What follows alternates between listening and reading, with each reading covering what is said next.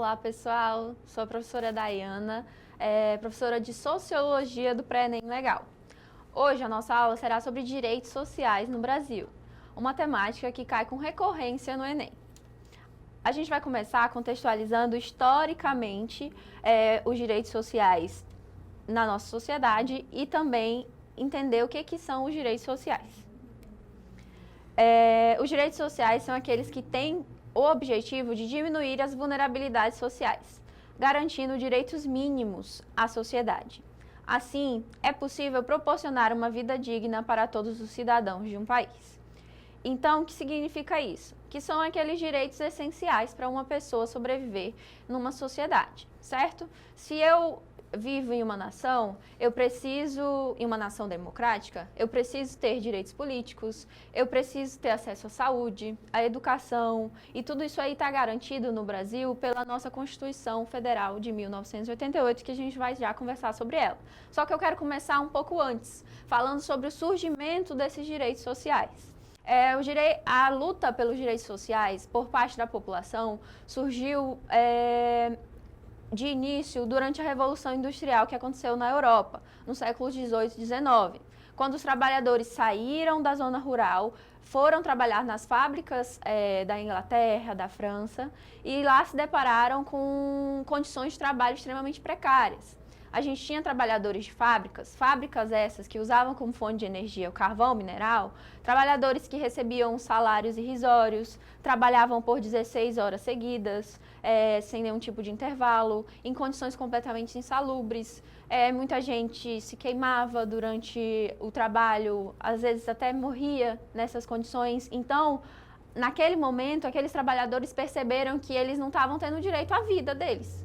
E aí, eles começaram a pedir mais dignidade. Além disso, algum tempo depois, a gente teve as guerras. Primeira Guerra Mundial e Segunda Guerra Mundial. A Declaração Universal dos Direitos Humanos surge após a Segunda Guerra Mundial. Quem lembra das aulas de história sabe que durante a Segunda Guerra Mundial, absurdos aconteceram. A gente teve, por exemplo, os campos de concentração na Alemanha, na qual eles prendiam as pessoas judias para fazer testes, matavam essas pessoas de fome, matavam essas pessoas sufocadas com gás, usavam eles como mão de obra de trabalho escravo. Então, tudo isso aí culminou para que, ao fim da Segunda Guerra, a gente tivesse a Declaração Universal dos Direitos Humanos. A gente também teve, por exemplo, os Estados Unidos jogando bombas radioativas no Japão e causando uma tragédia imensurável. Então, tudo isso aí chocou a humanidade. A humanidade inteira ficou perplexa com o que estava acontecendo e pensou, a gente precisa que exista um documento que garanta o mínimo de dignidade e vida para todas as pessoas que vivem no nosso planeta. E aí foi declarada a Declaração Universal dos Direitos Humanos, que passou a assegurar também os direitos sociais e tem como sua base o princípio da dignidade da pessoa humana. Então, a pessoa ter direito à saúde, ter direito à educação de qualidade, ter direito a ir e vir, ter direito à propriedade para ter onde morar, a ter onde produzir, certo? Tudo isso aí faz parte e está dentro da Declaração Universal dos Direitos Humanos. Eu quero começar a nossa contextualização também resolvendo duas questões sobre a Declaração Universal dos Direitos Humanos, porque ela cai com certa recorrência no Enem. Então, a gente tem a primeira questão, que é do Enem de 2019, que diz assim: a Declaração Universal dos Direitos Humanos, adotada e proclamada pela Assembleia Geral da ONU na Resolução 217-A, de 10 de dezembro de 1948, foi um acontecimento histórico de grande relevância, ao afirmar, pela primeira vez em escala planetária, o papel dos direitos humanos na convivência coletiva. Pode ser considerado um evento inaugural de uma nova concepção de vida internacional. E aí a declaração citada no texto introduziu uma nova concepção nas relações internacionais ao possibilitar, aí a gente vai ler as alternativas todas e depois a gente resolve. Alternativa A, superação da soberania estatal. B, defesa dos grupos vulneráveis. C, redução da truculência belicista. belicista. D. Impunidade dos atos criminosos. E. Inibição dos choques civilizatórios. Então, no Enem, a gente sabe que existe uma contextualização a partir dos textos, certo? O texto está falando sobre a primeira vez em que as pessoas do planeta agora têm direitos. E aí, todo mundo agora está abraçado ali pela Declaração Universal dos Direitos Humanos. Quando se fala em soberania estatal, não é exatamente o que se está pedindo no texto. O texto está pedindo uma concepção de relação internacional que possibilitou o quê? Possibilitou a superação da soberania estatal? Não, porque apesar de ser uma resolução planetária e internacional, os estados ainda têm a sua autonomia para governar os seus países da forma que acharem melhor. Defesa dos grupos vulneráveis. A gente vai deixar essa guardada um pouquinho. Redução da truculência belicista. Faz sentido. O que é bélico? O poder bélico. São as armas, certo?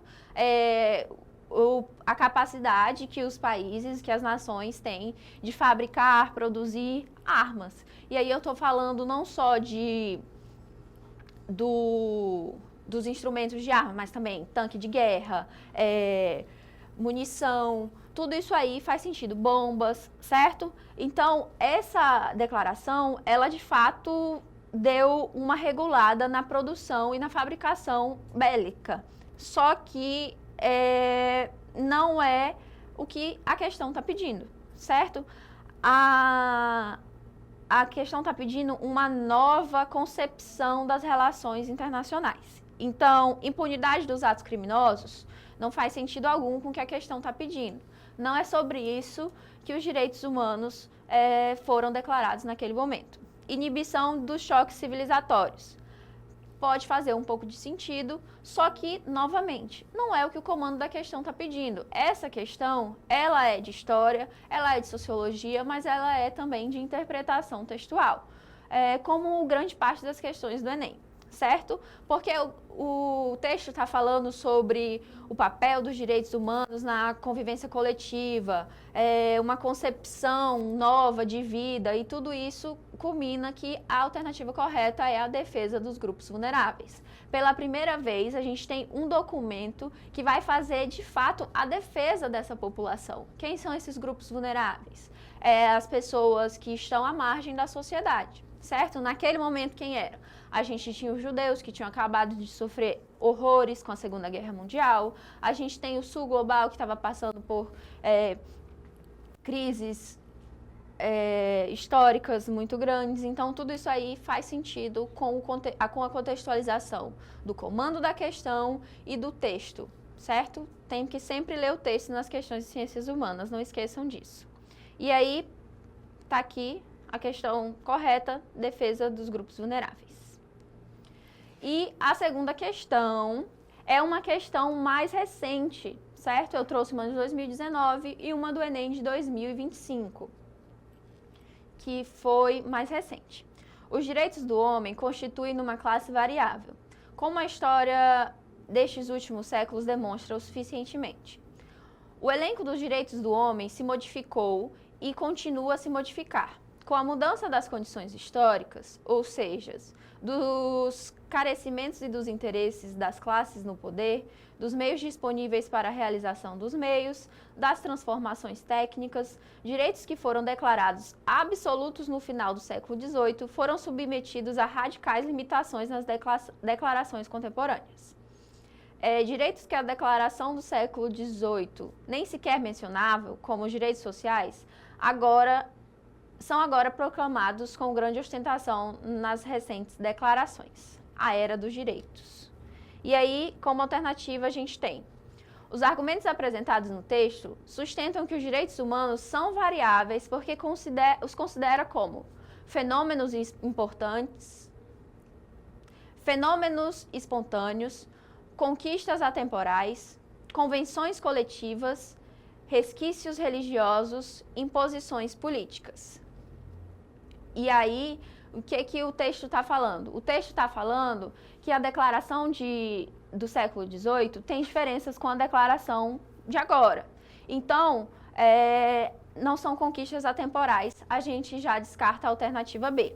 fenômenos espontâneos, isso também não tem como ser. A gente sabe que nenhum direito é dado para a população de bom grado, certo? A população, eu sozinho como governante, estou pensando na população e vou dar algum direito para ela.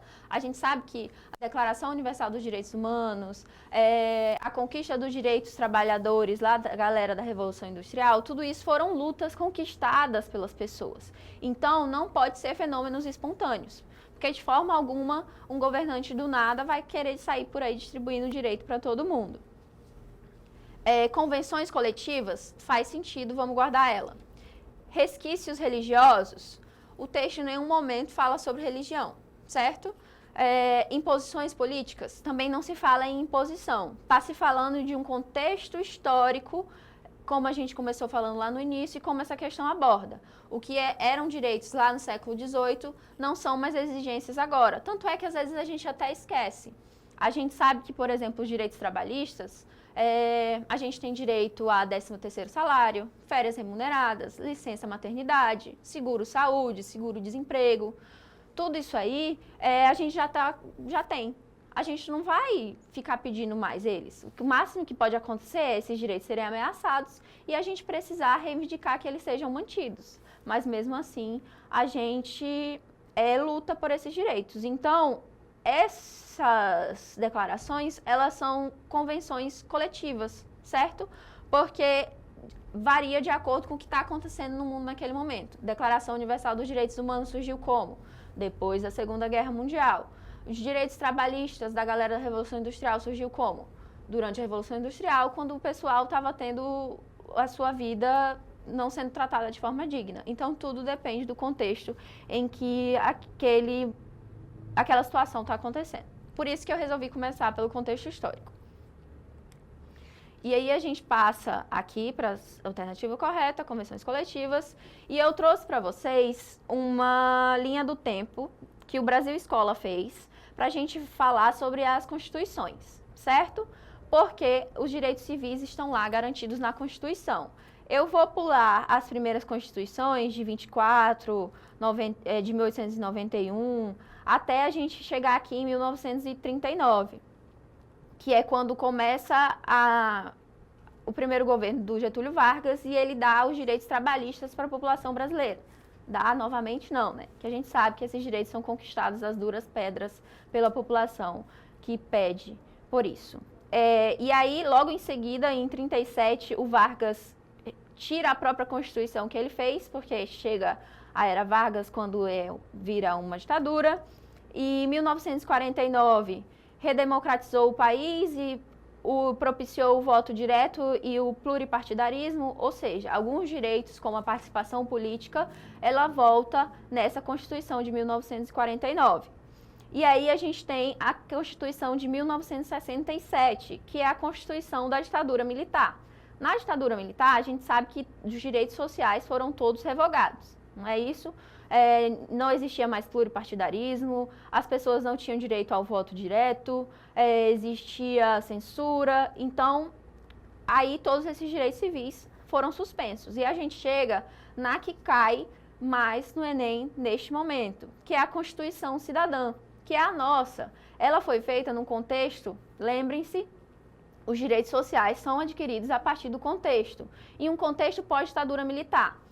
A galera durante a ditadura não tinha direito, pois agora, na Constituição de 1988, a gente faz questão que toda a população passe a ter direitos sociais. Vai ser escutado durante a construção dessa Constituição, e a gente tem a Assembleia Constituinte sendo realizada por uma diversidade enorme de pessoas no nosso país. A gente tem a participação das mulheres na política, a gente tem a garantia de territórios para os indígenas brasileiros, para os quilombolas, e também a gente tem a participação dessas pessoas na construção desse documento. No slide está mostrando aí para vocês o que eu acabei de falar. Foi construída durante a redemocratização brasileira, após a Constituição de 1967, e foi pensada com o objetivo da plena realização da cidadania, porque a cidadania ela só é possível se eu tenho direitos sociais. Se eu não tenho educação digna e eu não entendo como funciona a política do meu país, como que eu serei um cidadão votante? Como que eu vou escolher os meus representantes se eu sequer sei o que eu estou fazendo? Se eu não sei o que significa um partido político, se eu não sei a diferença entre poder legislativo, poder judiciário e poder executivo. Eu preciso ter acesso à educação, eu preciso ter isso muito bem explicado na minha cabeça para eu poder exercer a minha cidadania, senão ela não é uma cidadania plena. Participação popular na construção e direitos sociais têm destaque. Então, a gente vai ter justamente, por exemplo, agora na Constituição de 88 garantia a saúde para todo mundo. E aí surge o Sistema Único de Saúde, que é uma política pública que tenta garantir que essas pessoas, todo mundo, no caso, toda a população brasileira, tenha acesso à saúde. Então, foi pensado nisso. A gente tem, por exemplo, a garantia que agora os territórios indígenas serão demarcados e a população indígena vai ter a sua terra protegida. Não serão mais invadidas, os indígenas não serão mais mortos, e aí agora são pessoas com direitos.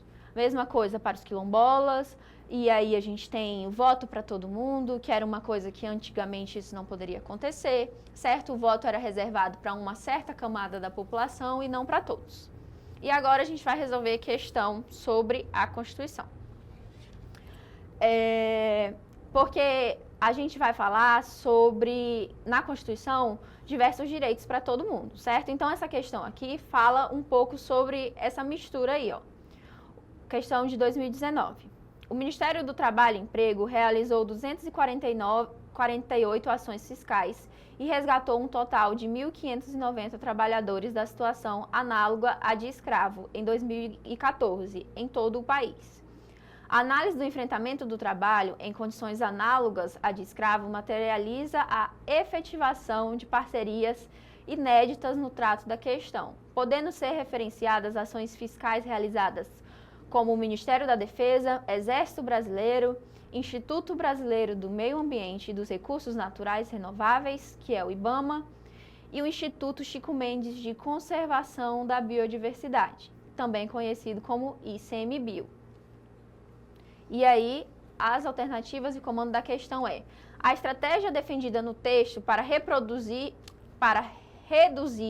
o problema social apontado consiste em articular os órgãos públicos, B, pressionar o poder legislativo, C, ampliar a emissão das multas, D, limitar a autonomia das empresas e financiar as pesquisas acadêmicas. Vamos voltar no texto rapidinho e vai falar sobre as condições análogas à escravidão, sobre como todos esses órgãos do Estado se juntaram para combater essa situação abusiva de trabalho. Vocês lembram que eu falei para vocês que os direitos sociais começaram a surgir lá na situação análoga à escravidão durante a Revolução Industrial? Isso aqui está falando num contexto de Brasil, certo? E aí, a alternativa que mais faz sentido é articular os órgãos públicos, porque a gente tem vários órgãos públicos se juntando para combater uma situação que fere os direitos sociais do brasileiro. A gente, na nossa Constituição, está lá estabelecido que ninguém pode ter trabalho análogo à escravidão no nosso país. E aí se junta o Ministério do Trabalho, junta ICMBio, IBAMA, para ir nesses locais onde esses trabalhos análogos à escravidão são comuns e combater essa prática. Agora a gente vai resolver, então, a questão do Enem de 2024. Eu vou ler o texto e o comando e a gente vai resolver junto. No Brasil, os remanescentes de antigos quilombos, mocambos, comunidades negras rurais, quilombos contemporâneos, comunidades quilombolas ou terra de preto, referem-se a um mesmo patrimônio territorial cultural inestimável, que só recentemente passaram a ter a atenção do Estado e ser do interesse de algumas autoridades e organismos oficiais.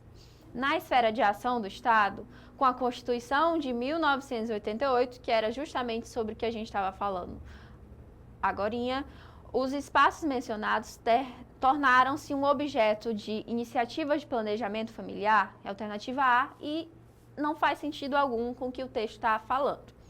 Projetos de reorientação religiosa, o texto também não vai falar sobre religião, está falando sobre território, patrimônio territorial e cultural, certo? Programas de moradia sustentável, não se fala sobre isso. Se fala sobre território, mas não está falando sobre sustentabilidade neste momento. Políticas de inserção social, alternativa D é a alternativa correta, tá? Eu vou explicar para vocês por que ela é a correta e por que a E também não pode ser a certa. Por que são políticas de inserção social? Uma população que até então, até 1988, não tinha nenhum direito garantido, era uma população excluída, uma população deixada de lado pela legislação brasileira, a partir da Constituição Cidadã, agora tem direitos e agora tem o seu próprio território, ninguém pode invadir aquele território, ninguém pode tirar eles de lá. Então, você está inserindo essa população socialmente como um cidadão que tem direitos sociais. Agora essa população tem direito à educação, tem direito à saúde, tem direito principalmente ao seu território e à garantia da sua cultura, que está atrelada ao território. Não tem como eu ser e manter a minha cultura quilombola ou manter a minha cultura indígena se eu perco o território onde aquela cultura foi construída. E medidas de homogeneização educacional. O que é a homogeneização? É quando toda a educação fica igual. E a gente, como professor, não sei se vocês sabem, mas vou falar para vocês, sabe que existem categorias diferentes de educação. A educação indígena, por exemplo, tem seus próprios objetivos específicos, assim como a educação quilombola, que não se encaixa na educação que a gente está tendo aqui nas escolas urbanas, por exemplo. Então, são legislações diferentes. Então, a educação ela não é homogênea. A educação ela é heterogênea. A educação é diferente para cada grupo social que você está inserido. E aí, com a resolução dessa questão, a gente encerra a nossa aula sobre direitos civis no Brasil. Está aqui as referências para vocês. Entenda o que são os direitos sociais do site Politize, a evolução histórica dos direitos sociais da Constituição do Império à Constituição Cidadã. Espero que vocês tenham gostado. Tchau!